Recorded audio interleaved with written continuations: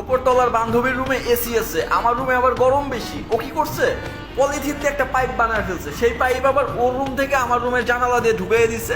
ওর রুমের এসির বাতাস আমার রুমে সোজা চলে আসতেছে। ভালোই ঠান্ডা লাগতেছিল, এই জন্য জানালা টানা আটকে দিলাম, যে এটা আটকে দিলে হয়তো রুমটা ঠান্ডা হয়ে যাবে। তো এসির বাতাস খাইতে খাইতে হঠাৎ দেখি ঘুম চলে এসছে। তো আমি খাটের উপর শুয়ে পড়ছি যে একটু ঘুমাই।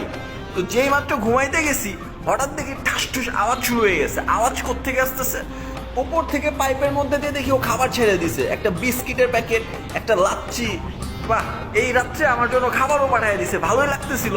আমি যে লাচ্ছি আর বিস্কিটের প্যাকেটটা উঠাইছি, যে থাক এখন অনেক রাত হয়েছে, ঘুম ধরে গেছে, এটা সকালে খাবো। তো এই দুইটা আমি রেখে দিয়ে আমি ঘুমাই গেছি।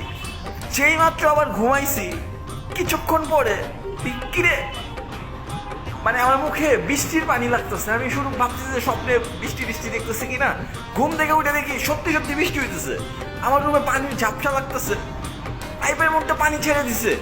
আর ঘটনা বুঝলাম না, আমাকে এসির বাতাস খাওয়াইলো, বিস্কিট খাওয়াইলো, পানি কেন দিল? বিছানার চাদর টাদর যা কিছু ছিল ভিজে শেষ, এখন আমি রাত্রে ঘুমাবো কেমনে?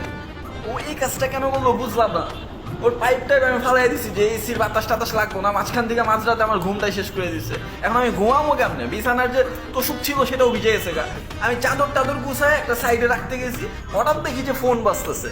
তো গেলাম ফোন ধরার জন্য, ফোনটা হাতে নিয়েই দেখি যে ওই ফোন দিছে।